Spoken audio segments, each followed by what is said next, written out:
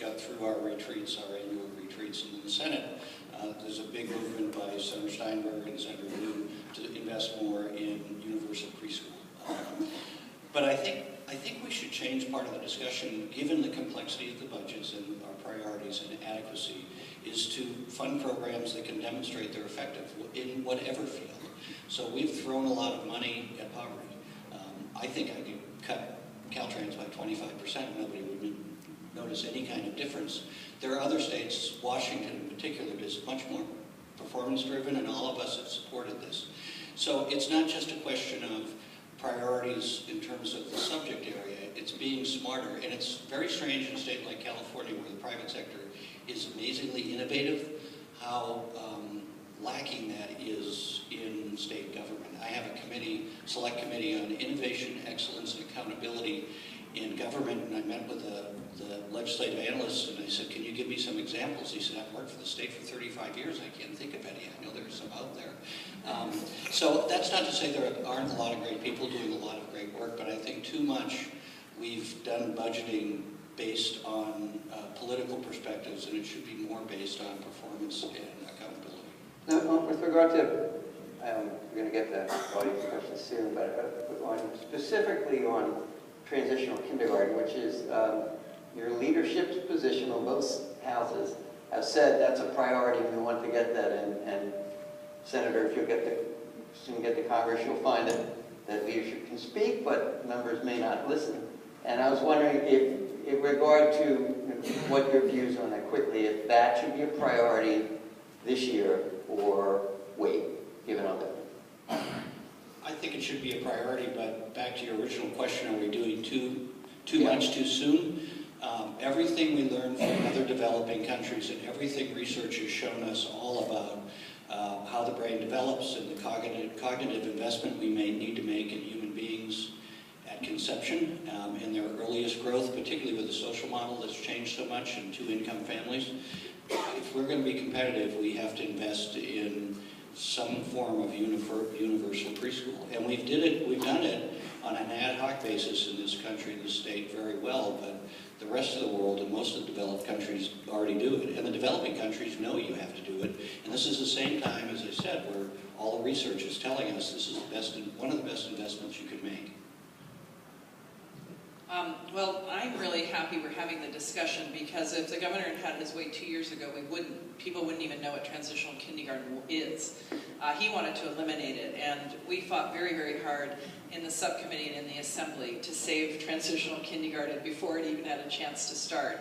And the reports have been good, and so I'm really encouraged that I have colleagues that see the good of that and are hearing good reports and want to do more in early childhood.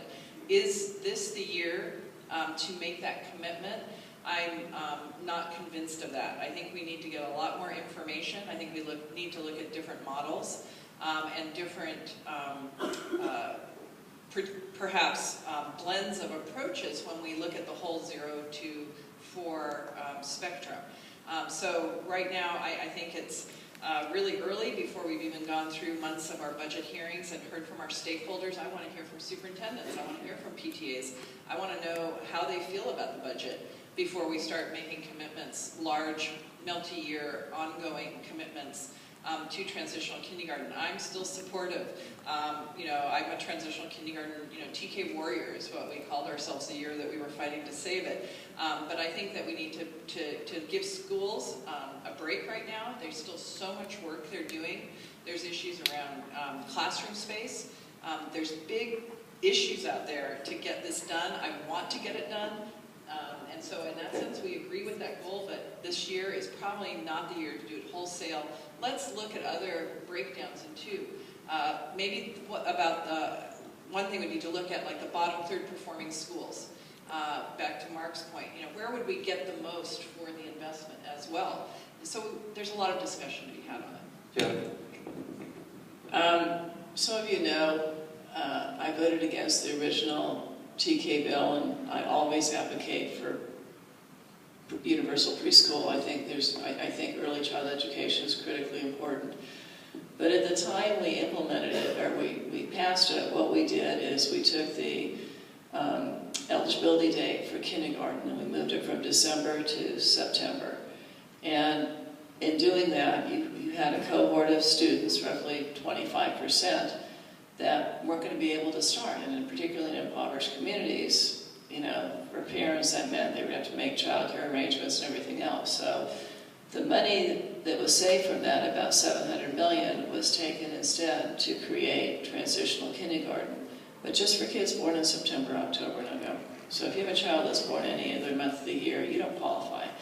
Which means, one, the state pays for 14 years of education for children born during those 3 months, and 13 years of education for children born any other month of the year, which I still say is a lawsuit waiting to happen. But I also talked with Joe Smitty, the author at the time, and I said, you know, our schools can't maintain class size reduction. They're cutting counselors, they're laying off teachers, they have furlough days. I said, can't we give them that $700 million and ask them to use it where they feel it can be best used, and give them TK as an option? And obviously I was in the minority there. But my point is, we paid for the initial TK for those students with money we saved by their not enrolling in kindergarten. If you expand transitional kindergarten to all 4-year-olds, now you're adding in a brand new program without any savings. So you're adding a $3 billion program. I've heard estimates, Rick Simpson, so if you know him, thinks it's probably more like 3.5 or 3.6 billion.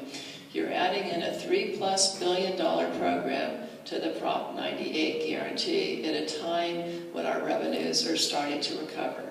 That's like taking a 6% cut in all of your other programs. And when we talk about adequacy, I think if you're going to add new programs, even good programs like that, we can't fool ourselves and think we can add those programs by cutting other programs that our schools are offering. We have to come up with new funding for those programs. And I really admire both of our caucuses for bringing it up, because early childhood education is a huge key to closing the achievement gap. But I don't think this is the way we should be doing it. I mean, I actually like what Bill de Blasio said in his inauguration speech as mayor of New York. He said, early childhood education is important, and I think people making over $500,000 a year can pay, I think it was $900 more a year, to make sure every kid gets off to a good start. The point was, he had a program, and you don't get it for free. He wanted to attach a funding source. And if we're going to make these kinds of changes to education, even the right changes, we have to be willing to pay for them and not shortchange other programs that are not getting enough funding today. Good, thanks. And we haven't even talked about pensions. We're going to line up from you while I ask the last question, which is not germane to transitions, but nonetheless something you'll be thinking about in the next year. Why don't you line up, and if I didn't get to your question, you can ask it yourself right now. And that is on the issue of teacher evaluations and dismissals. Joan, you led the effort last year with the bill.